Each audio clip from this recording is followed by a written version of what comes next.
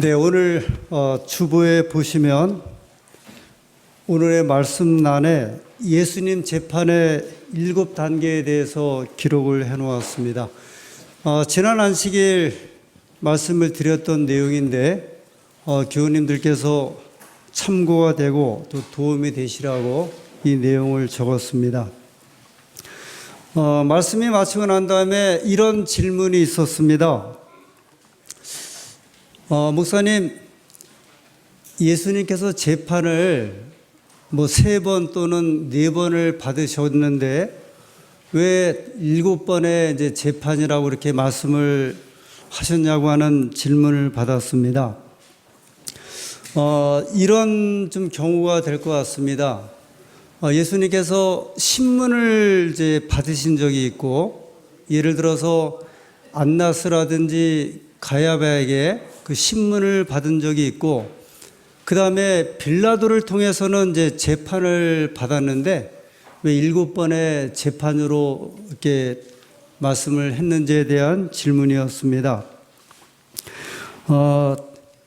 저희 교회 본교 성경 주석에는 7번의 그 신문이라고 기록을 하고 있습니다. 이 말씀은 뭐냐면 신문과 재판을 이제 같은 개념으로 설명을 좀 하고 있는 겁니다.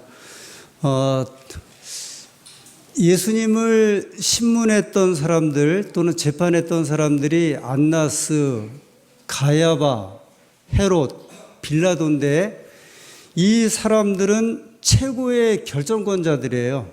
그래서 이 사람들의 신문을 재판으로 이제 이해를 하고 저희 교회에서는 아예 그 7번의 신문 이렇게 이제 표현을 하였습니다.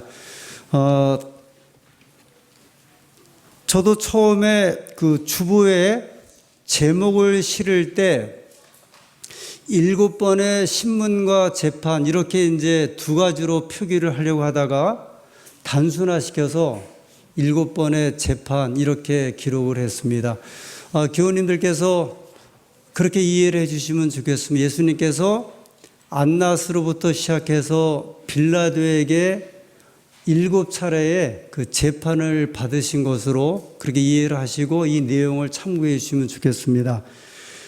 그런데 오늘 제 말씀의 십자가 7번째 제목이 여우 헤롯입니다. 제가 이 제목을 또 기록을 하면서 헤롯이 여우인가? 여러분 보통 우리가 일반적으로 사람을 이렇게 표현할 때 관용적 또는 아니면은 내려오는 이야기에 남자는 늑대, 여자는 여우 그렇게 이제 표현을 하죠. 일반적으로 그렇게 이제 표현을 하는데 성경에는 헤롯을 여우라고 표현을 했습니다. 이 내용은 누가복음 13장 31절에 시작되고 있습니다. 누가복음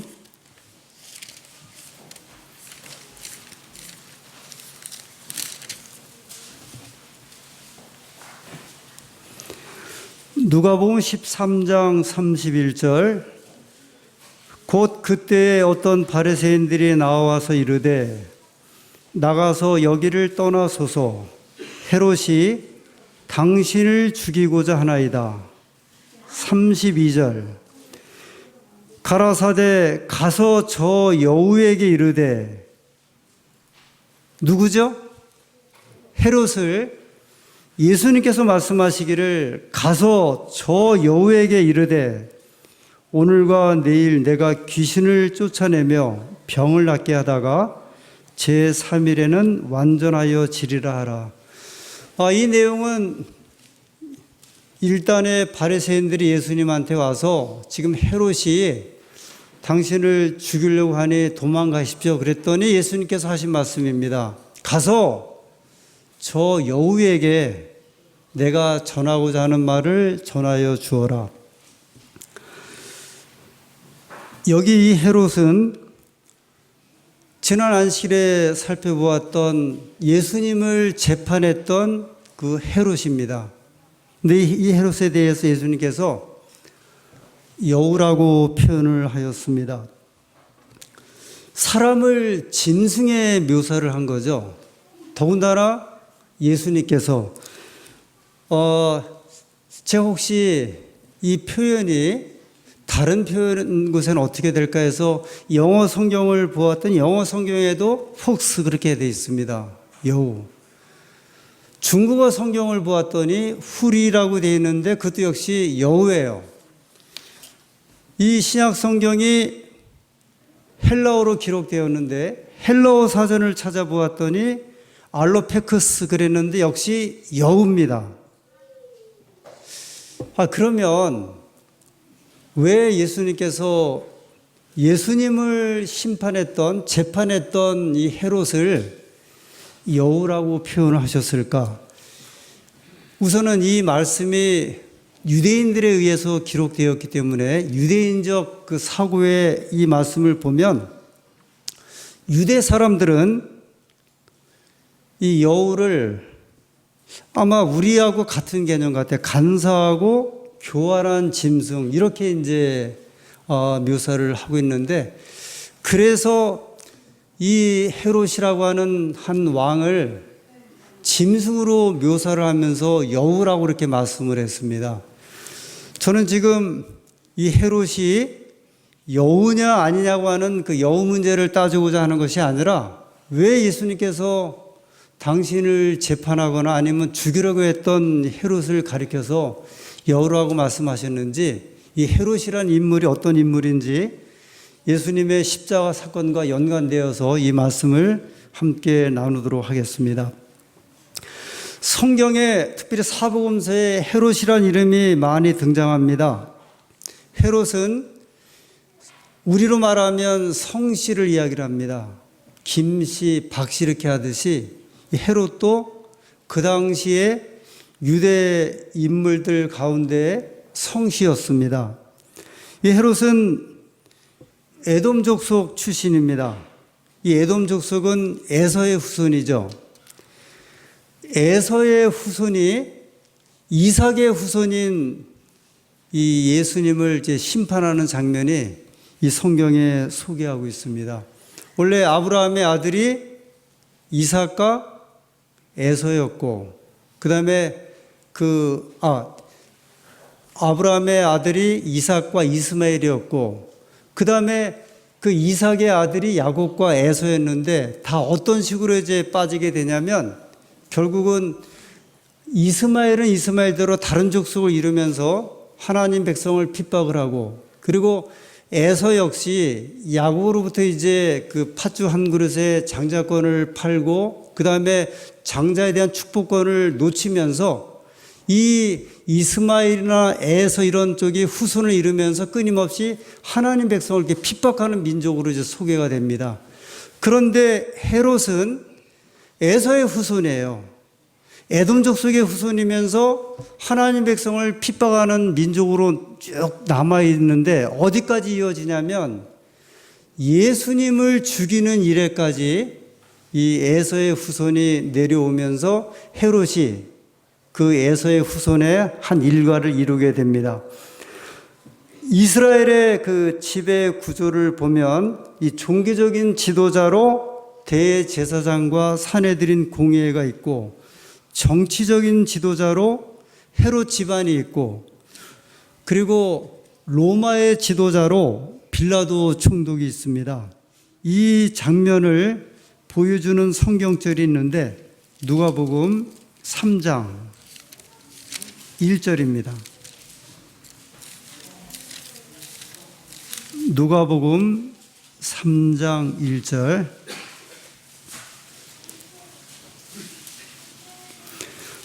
이 누가복음 3장 1절과 2절에는 예수님 당시에 이 정치적인 어떤 지도자 또는 종교 지도자들에 대한 그 모습을 아주 생생하게 말씀하고 있습니다. 3장 1절, 디베리오 가이사가, 디베리오 가이사는 누구죠? 가이사, 로마 황제죠. 이 가이사는 영어로 하면 시저입니다. 디베리오는 티베리우스 황제를 이야기를 해요. 티베리우스 황제가 이 말이, 그러니까 넓게 보면 그 당시 이스라엘을 통치하고 있는, 이스라엘은 로마의 식민지였고 그 로마 식민지를 지배하고 있는 황제를 소개하는데, 이 황제 이름이 티베리우스 가이사가 유예에 있은 지 15해. 그러니까 그 티베리우스 황제가 되고 15년이 되었을 적에, 이제 그 말입니다. 곧 본디오 빌라도가 유대의 총독으로, 누가 나오죠? 빌라도. 유대의 총독. 티베리우스 황제가 파견한 로마의 총독 빌라도가 소개되죠. 그 다음에 헤롯이 갈릴리의 분봉왕으로, 여기 나오는 헤롯이 저희가 예수님께서 말씀하신 여우 헤롯이에요. 그리고 예수님을 재판했던 헤롯입니다. 그 헤롯이 갈릴리의 분봉왕으로. 이 말은 헤롯 대왕이 있었고, 헤롯 대왕이 네 아들을 이제 데리고 있었습니다. 네 아들. 이 헤롯 대왕은 누구냐면, 예수님 출생하실 때 2살 이하의 아이들을 다 죽이라고 그 명령했던 왕이 헤롯 대왕인데, 그 대왕의 네 아들이 소개되고 있어요. 근데 그 첫 번째 헤롯이 누구라고요? 갈릴리 지역을 다스리는 분봉왕, 그 한 지역의 왕으로 소개하고 있고, 그 동생 빌립이 이드레와 드라고니 지방의 분봉왕. 헤롯이 이제 이 갈릴리 지역을 다스리는 헤롯 왕이 있고, 그 동생의 이름이 누구죠? 빌립이에요. 빌립이 또 여기 보면 이두레와 드라고니 지방의 분봉왕이고. 자, 이제 이야기를 좀 잠깐 끌어들이면, 예수님을 심판했던 이 헤롯은 누구를 죽은 제 왕이었냐면 침례 요한을 죽인 왕이에요. 침례 요한. 그 다음에 이 동생은요, 빌립은 헤롯의 동생인데, 침례 요한이 왜 죽었습니까? 침례 요한이 누구한테 죽었어요? 어떤 사건에 죽었죠? 비난했죠. 무슨 비난했습니까? 그 이야기에 나오는 이 왕이 이 두 번째 여기 나오는 이 헤롯이에요. 헤롯이 여기 이제 헤롯이 첫 번째 그 헤롯이 자기 동생 빌립의 아내를 취해요. 그 헤로디아죠. 헤로디아가 이제 헤롯이 잔치를 벌일 때 헤로디아가 와 있고, 그때 누가 와서 춤을 추죠? 그 딸 살로메가 춤을 추죠. 살로메가 춤을 출 때 이 헤롯이 너무 기뻐갖고 살로메에게 물어보잖아요. 네가 원하는 게 뭐냐? 원하는 대로 다 주겠다. 그때 살로메가 엄마랑 의논을 하죠. 그래서 답이 침례 요한의 목을 달라 그러죠. 그 왕들에 대한 이야기예요, 지금. 이제 그 이야기를 여기 소개하고 있습니다.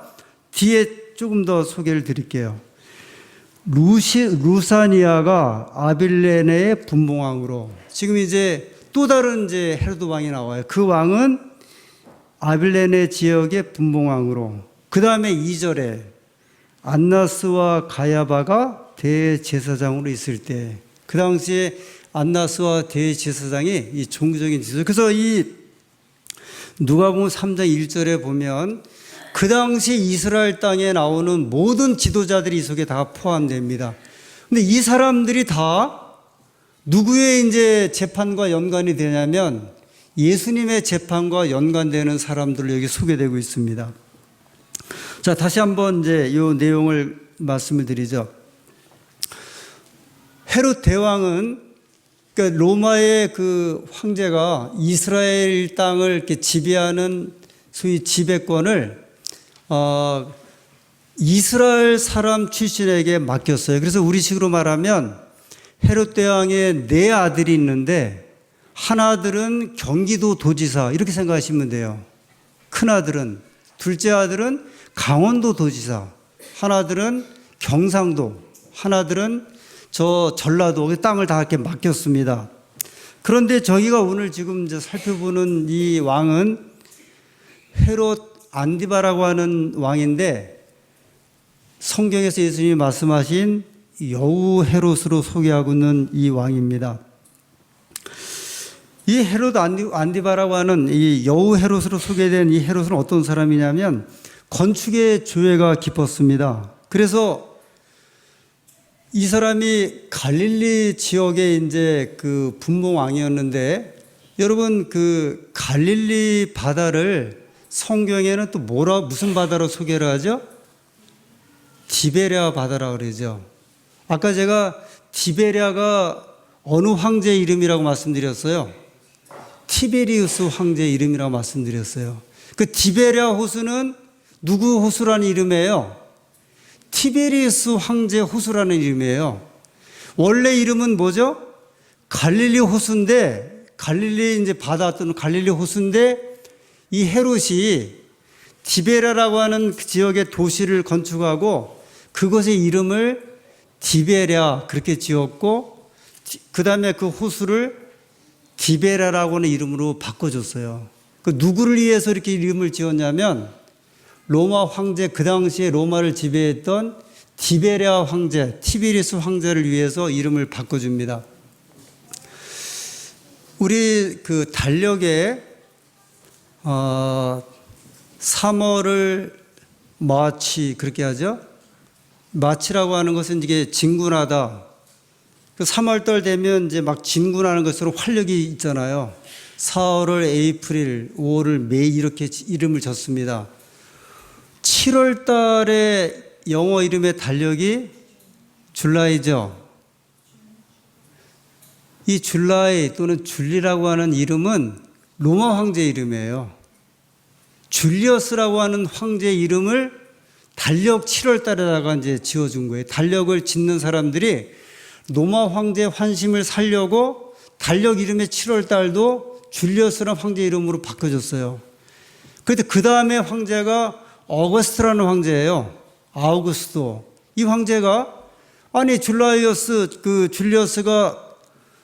달력의 이름을 바꿨으면 나도 그러면 달력의 달의 이름을 바꿔달라 그래서 만들어준 게 8월 달이에요. 그게 우리 뭐라고 그러죠? 어거스트. 이게 로마 황제 이름이에요.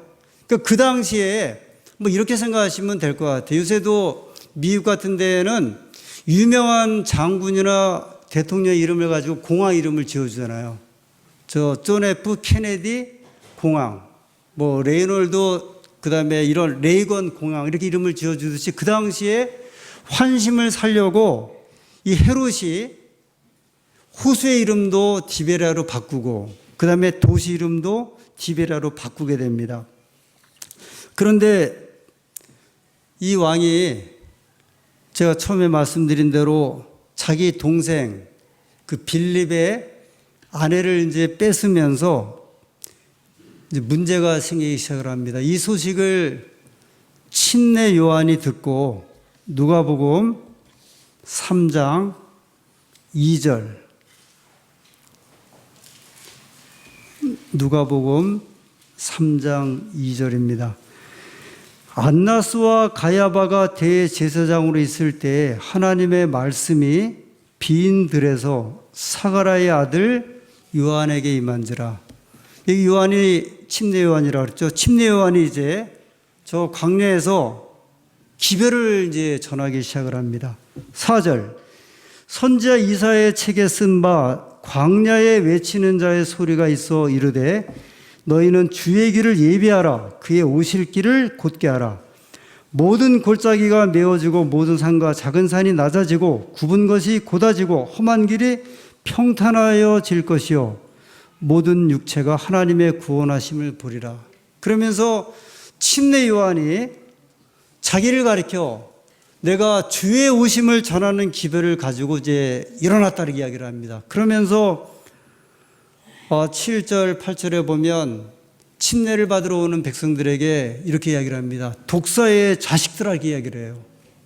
이게 굉장히 이제 아까 예수님께서 헤롯을 여우라고 표현한 것도 사실은 욕이었는데 침례 요한이 자기한테 침례를 받으러 오는 백성들을 향해서 독사의 자식들의 이야기를 합니다. 우리식으로 말하면 son of bitch예요. 강아지 아들이라는 이야기예요. 이게 상당히 큰 욕이었거든요. 그러면서 침례 요한이 아주 강력하게 기별을 전하면서 회개하라고 이야기를 합니다. 그랬더니 누가복음 3장 10절에 무리가 물어 이르되 그러하면 우리가 무엇을 해야 합니까? 이제 마음의 감동을 받고 많은 무리들이 침례 요한에게 물어봅니다. 그럼 우리가 침례를 받고 변화해야 되는데 우리가 해야 할 일이 무엇입니까? 11절에 침례 요한이 이렇게 이야기를 합니다. 대답하여 이르되 옷 2벌 있는 자는 옷 없는 자에게 나눠줄 것이요 먹을 것이 있는 자도 그렇게 할 것이니라. 가난한 사람을 이제 도와주라 이야기를 하죠. 그랬더니 12절에 누가 또 이제 등장을 해요? 세리들이 등장을 합니다. 12절. 세리들도 침례를 받고자 하여 와서 이르되 선생이여 우리는 무엇을 하리이까? 13절에 가로되 부과된 것 외에는 거두지 말라. 이 말은 무슨 말이죠? 정부에서 세리들아 저 사람에게 10,000원의 세금을 받으라 하면 10,000원만 받지 20,000원을 받지 말라 그 말이에요. 더 이상 그렇게 강포를 부리지 말아라. 감동을 받았습니다. 이제 군인들이 와서 물어봐요. 14절. 군인들도 물어 이르되 우리는 무엇을 하리이까? 이르되 사람에게 강탈하지 말며 거짓으로 고발하지 말고 받는 급료를 족한 줄로 알아. 세리들이 와서 우리는 어떻게 하면 좋겠습니까? 군인들이 와서 심지어는 이 군인들은 이방 군인들이에요. 로마 군인들입니다. 이들도 와서 물어봅니다. 무리들이 와서 물어봅니다. 백성들이 이렇게 돼 보니까요. 고민합니다. 아니 침례 요한이 예수님께서 그러니까 메시아가 오실 길을 준비한다 이야기를 했는데 이 사람들이 가만히 보고 이렇게 장면을 보니까 누가 메시아 같아요? 침례 요한이 메시아 같아요. 그래서 3장 15절에 백성들이 바라고 기다림으로 모든 사람들이 요한을 혹 그리스도신과 심중에 의논하니. 이제 누가 고민을 해요? 저 사람이 메시아 아니냐. 군인들도 와서 회개하고 침례받고 세리들도 와서 예수님께 침례를 받는데 그렇다고 하면 누가 메시아일까? 저분이 메시아 아닐까? 요한이 16절에 요한이 모든 사람에게 대답하여 이르되 나는 물로 너희에게 침례를 주거니와 나보다 능력이 많으시니가 오시나니 나는 그 신발끈을 풀기에도 감당치 못하겠노라. 나는 오시는 분 메시아 그분의 신발끈도 풀기에 감당하지 못할 그런 사람이다. 그러니까 나는 아니라는 이야기죠. 나보다 능력 많으신 이가 오실 것이다. 나는 단지 그 길을 준비하는 일에 불과한 사람이다. 3장 18절. 또 그 밖에 여러 가지로 권하여 백성에게 좋은 소식을 전하였으나 19절.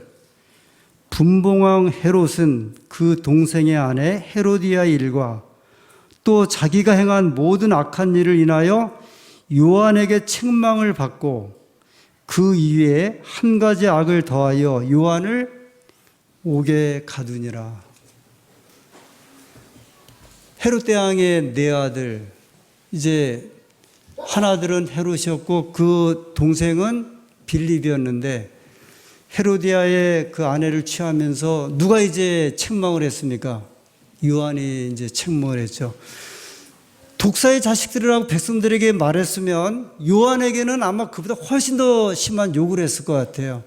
독사의 자식아 그러면서 아마 책망을 했을 겁니다. 이 말을 듣고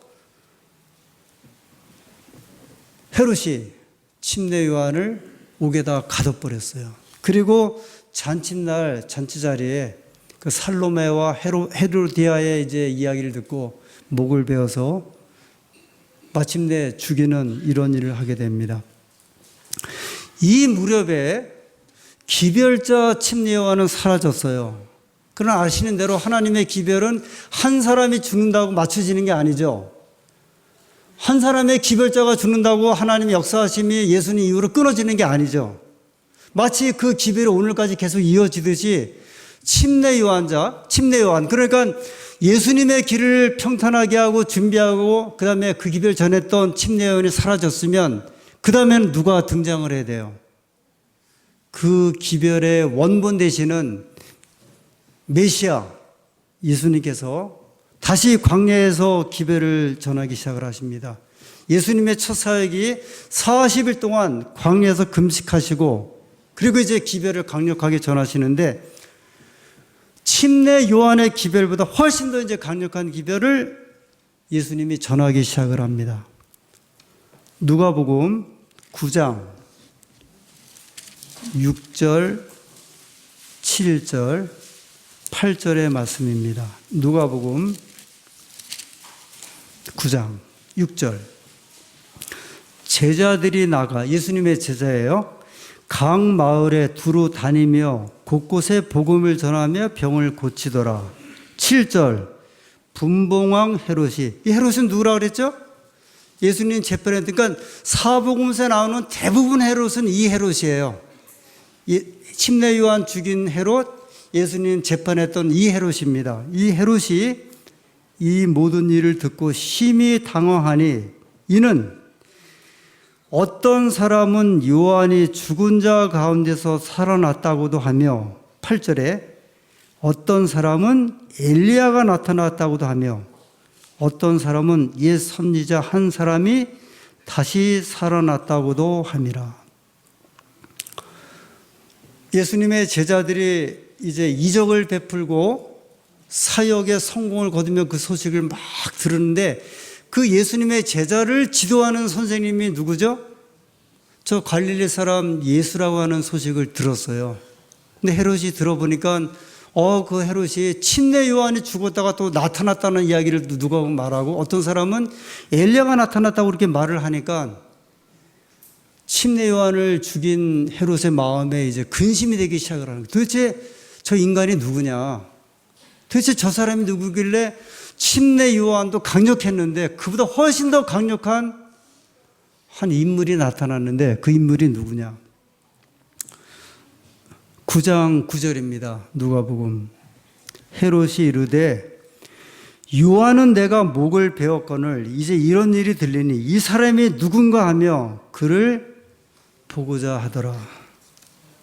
처음에는 죽은 요한이 다시 살아난 줄 알았고 그러나 그 요한이 아니었고 안심을 했죠. 예수라고 하는 이름도 분명히 가지고 있고 그래서 이 헤롯의 마음에 내가 그 사람을 한번 만나보았으면 좋겠다. 그러나 예수님을 만나지를 못했습니다. 니고데모 아시죠? 니고데모도 산헤드린 회원이었고 유명한 이제 학자였고 그러나 그도 사람의 눈 때문에 예수님을 낮에 방문하지 못하고 어느 때 방문했죠? 밤중에 이제 심야에 방문해서 예수님께 구원의 이야기를 들었지 않습니까? 헤롯이 예수님을 이제 만나려고 하다가 결국은 예수님을 못 만나고 예수님과 헤롯의 만남의 자리가 누가복음 23장 6절에 빌라도를 통해서 일어나게 됩니다. 지난 안식일에 읽었던 말씀인데 다시 읽겠습니다. 23장 6절입니다. 빌라도가 듣고 묻되, 여러분 이 사건 아시죠? 처음에 예수님 겟세마네 동산에서 잡혀갖고 어디로 먼저 가셨다 그랬죠? 안나스. 그 다음에 안나스와 가야바가 함께 예수님을 가야바에게 데려가서 가야바와 안나스가 예수님 먼저 재판을 했어요. 신문하고. 그 다음에 안 되겠다 싶으니까 두 번의 재판을 하죠. 밤 재판하고 낮 재판한 다음에 누구에게 보내요? 빌라도에게 보내요. 빌라도가 재판을 하다가 죄가 없어요. 자기가 괜히 재판했고 사형 선고 내리고 십자가에 매다는 그 피를 묻히는 것보다는 가만히 들어보니까 예수님이 갈릴리 출신이라는 말을 듣고, 갈릴리 출신이면 갈릴리를 지배하는 왕이 헤롯이잖아요. 그래서 헤롯에게 이제 보내는 이야기예요. 7절에 헤롯의 관할에 속한 줄을 알고 헤롯에게 보내니 때 헤롯이 예루살렘에 있더라. 8절 헤롯의 예수를 보고 매우 기뻐하니 이는 그의 소문을 들었으므로 보고자 한 지 오래였고 또한 무엇이나 이적 행하심을 볼까 바랐던 연고로라. 여러분, 혹시 헤롯이 왜 예수님을 이렇게 보고자 했을까요? 이 성경이 말씀하고 있죠. 무엇을 보길 원해서요? 이적. 제가 이제 한번 상상을 해봅니다. 헤롯에게 이제 잡혀왔을 적에 헤롯이 예수님한테, 자, 예수야, 이 돌들이 떡덩이가 한번 되게 해봐라. 자, 네가 저 갈릴리 바닷가에서 떡덩이 5덩이로 5,000명을 먹였는데, 그래, 그러면 이 떡덩이로, 이 빵덩이로 빵을 한번 늘려봐라. 아마 뱀을 던지면서 뱀을 가지고 아마 이 뱀을 빵으로 한번 만들어 봐라. 시대의 소망에는 이렇게 표현하셨더라고요. 헤롯이 장애자, 불구자를 이렇게 데려다가 걸어보게 하라. 그렇게 또 이적을 한번 베풀어 보라. 그렇게 말씀하셨어요. 그러니까 분명히 이날 그 밤에 헤롯이 너무 기뻐갖고요. 예수님한테 별 이적을 다 해보라고 했는데 예수님께서는 한 말씀도 하지 아니하시고 침묵하십니다. 이렇게 이해할 수 있습니다. 이적을 구하고 기적을 구하는 사람은 그것으로 그만이죠. 왜냐하면 헤롯에게 이적을 보여준다고 헤롯이 회심하겠습니까? 회심하지 않아요. 우리가 이제 아주 이런 이야기, 기본적인 이야기를 하죠. 아니, 하나님이 그렇게 살아계시면 하나님이 어디에 좀 나타나셔갖고 하늘에 한번 나타나셨으면 이 세상에 있는 사람들이 다 믿을 텐데 왜 하나님이 안 나타나시냐, 그런 얘기 많이 하거든요. 근데 하나님께서 하늘에 나타나신다고 해도 사람들이 믿을까요, 안 믿을까요? 이적을 원하는 사람은 이적만 볼 뿐이지 그것 때문에 회심하지 않습니다. 성경의 이야기가 그 이야기예요. 결국은 헤롯이 이적은 고사하고요, 예수님이 한 말씀도 안 하시니까 얼마나 화가 났겠어요. 그래서 채찍질을 하고 수염을 뽑습니다. 너무 화가 나갔고요. 그 다음에 자기가 입고 있던 어떤 옷인지 모르겠는데 그 옷을 갖다가, 이게 아마 왕을 상징하는 자주색 옷 같아요. 이것을 입혔는지 그 옷을 입히면서 희롱을 하고 그러면서 이리저리 막 이제 벗기고 입히고 하다가 그 다음에 예수님을 누구에게로 다시 보내요? 빌라도에게로 보내게 됩니다. 제가 이제 말씀을 좀 마칠게요. 제가 이 드리는 예수님의 재판에 관한 말씀은 한 2번은 더 드려야 돼요. 근데 그 중에 한 재판이 지난 안식일에 말씀드렸던 것은 가야바와 관련된 재판에 이루어진 전체적인 7번의 재판이었고, 오늘은 헤롯에 대한 부분만 좀 말씀을 드렸습니다. 저희는 이런 백성이죠. 이 성경의 이야기가 2000년 전에 기록된 말씀이에요. 특별히 제7일 안식일 예수님 교인들은 이 성경의 그 비유를 역사화시키는 백성들입니다. 성경에 나온 비유 또는 성경에 나오는 이야기, 이런 이제 내용입니다. 예수님께서 언제 돌아가셨죠? 6월절에 돌아가세요. 6월절에. 근데 6월절은 유대인들이 출애굽을 할 때 생긴 거죠. 근데 그 유대인들이 출애굽할 때 생긴 6월절은 그걸로 끝나는 게 아니라 6월절 상징은 예수님의 희생에 대한 상징이죠. 그러니까 유대인들의 절기가 역사에 성취되는 그 사건이에요. 예수님께서 십자가에 달려 돌아가셔서 3일 만에 부활하세요. 6월절 다음에 절기가 무슨 절기죠? 초실절이에요.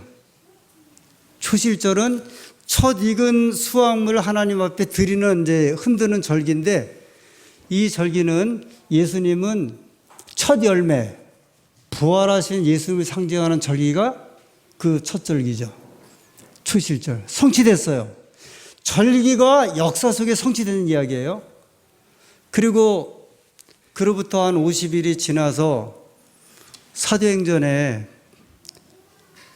마가의 다락방에서 예수님의 어머니와 제자들이 이제 120명이 모여서 기도회를 엽니다. 그런데 하늘에서 뭐가 내려왔죠? 오순절 성령이 내려왔어요. 그게 오순절에 대한 성취예요. 절기가 역사로 이루어진 겁니다. 성경의 이야기는 비유나 절기나 이런 사건들은, 구약의 이야기들은 신약의 성취가 되는 이야기예요. 다시 말씀드리면 예수님께서 하셨던 그런 사건과 그런 재판에 관한 것들은 예수님 당시에 성취가 되었지만 어느 시대에 다시 한번 반복이 되냐면 예수님 오시기 전에 지금 우리가 사는 세상에 다시 한번 이제 성취가 돼요.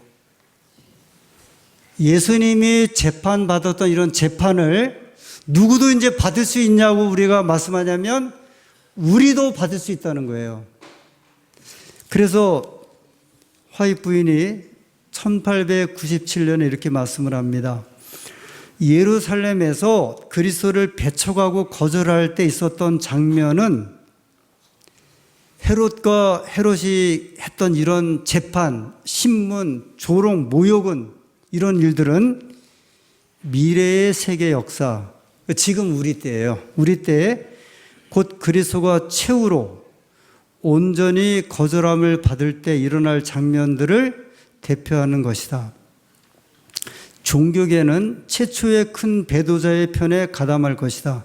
그리고 하나님의 계명과 예수 믿음에 관한 자비의 기별을 거절할 것이다. 이런 재판이 우리 시대에도 다시 한번 벌어질 것이다. 제가 6번 재판받았다는 이야기 말씀드렸죠. 제 개인적으로.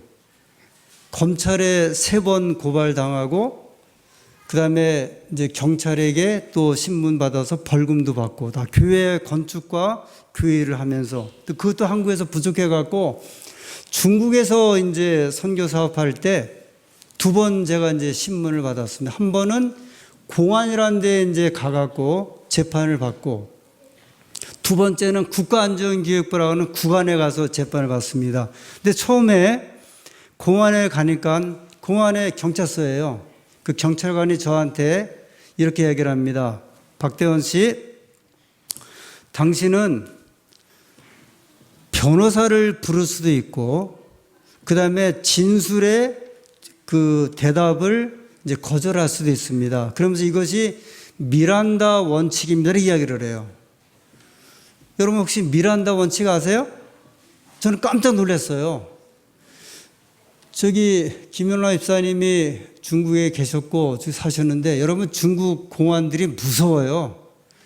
중국 사람들이 15억 인구가 이렇게 잘 질서 있게 유지하는 것은요, 공안이 얼마나 무서운지 그래서 그래요.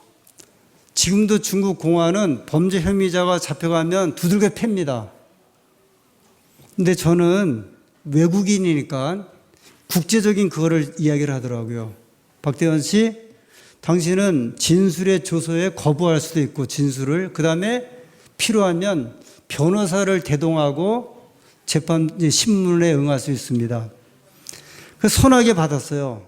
조서를 다 꾸민 다음에 이걸 어디로 옮기냐면 국가안전기획부로 이걸 넘깁니다. 우리 식으로 말하면 검찰에 넘기는 거예요. 근데 국가안전기획부는 달라요. 딱 저를 신문하는데 딱 세 사람이 앉아갖고 저를 이렇게 의자에 앉혀놓고 신문하는데요. 완전히 그건 강짜예요. 제가 하루 종일 가서 아침부터 가갖고 저녁까지 이렇게 그 사람들 신문을 봤는데 모든 제 과거의 모든 한국적인 기록을 다 가지고 있어요, 이 사람들이요. 아니, 중국 사람들이요. 한국에서 제가 뭐가 있는지를 다 기록물을 다 가지면서 제시를 하면서 왜 그랬냐면 저는 그때 조선족 교회 이제 그분들을 도우면서 저를 목사라고 부르질 않고 선생이라고 불렀어요. 제가 이제 삼육학교에서 갔기 때문에 박대원 선생이라고 했는데 이 사람들이 저에게 말하는 것은 당신은 선생이 아니라 제7일 안식일 예수님교회 목사다. 그러면서 제가 목사 안수를 언제 받았고 어디 앞에 소속되어 있고 언제 여기 왔는지를 일일이 다 뽑은 거를 이야기를 하면서 저한테 이야기를 합니다. 빨리 지금 왜 외국인이 중국 법을 어기면서 중국에 와서 종교 활동을 하느냐.